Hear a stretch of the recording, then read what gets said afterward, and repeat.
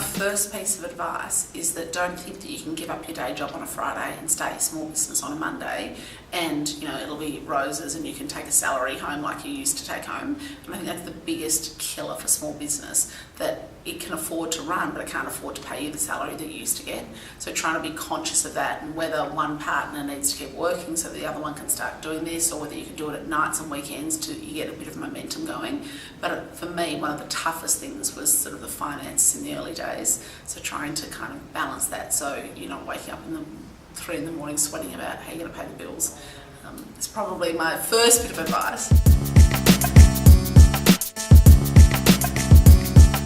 So I think my 5 top messages is to think of the people that you work with as another family. And I think at the end of the day, you spend so much time with them, you really need to connect because that's so important.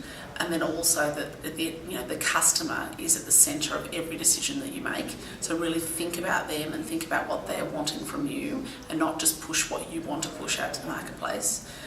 Work out what you can say yes and no to. Sometimes you just have to make a decision and make it as perfect as you can at the time, and perfect enough is better than no decision whatsoever.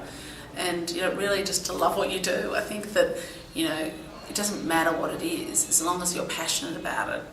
It just brings so much more success than someone who's just only motivated by money.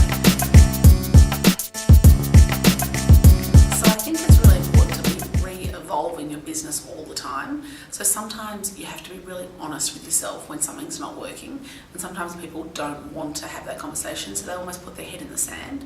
So I sometimes find if I take myself to a cafe or even on an aeroplane and I get my notebook out and I really just sometimes reflect, stopping to reflect is the best thing you can do, because you can't often evolve unless you've actually looked back and reflected. And sometimes you need to ask other people for their advice, so then that can help you be honest about what you need to do to move forward. I think the biggest thing is working on your business, not in it. And so it's really about finding the time to work on it. So, when you're working in it, that's fine, but then say to yourself, right, I'm going to, on Tuesday and Thursday between 10 and 12, I'm going to turn my, if you can, whatever the timing is, and I'm actually going to work on the big picture things that I want to achieve this year. So for example, you might have a small business and you'd say, I've only got 20 clients, but I really need 30 for this to be a success. But for every 10 people I approach, maybe only one of them is going to come off. So that means in the next 12 months, if I want in the next 12 months to get another 10 clients, I need to approach 100 people. So it means every week I have to approach 2 people, because that will mean that next year I know that I'll have another 10 clients, and that's what my business needs to be successful. So breaking down the problem, breaking down how you're going to get there, and just plugging away week on week. You're not going to get 10 clients in 1 week. Don't be dejected about the fact that people are going to say no. Just say, right, I know what that's going to look like, and this is how it's going to unfold. And all of a sudden, years later, and you've picked up those 10 clients because you've done the hard work.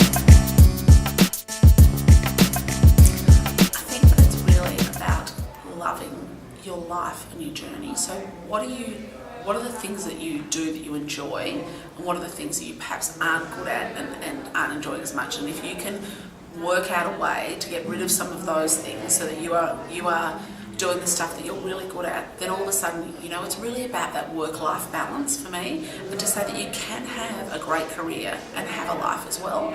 So trying to find and actively make that juggle work, and saying no more often so that you can actually do the stuff that you really want to do.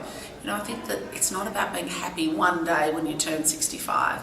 It's about saying, how can I get there? How can I do this now? And so really constantly changing and assessing your life to get that work-life balance, so that you feel you're giving everything you can and you're loving your time at work, but you're also giving everything you can and having a great family time too.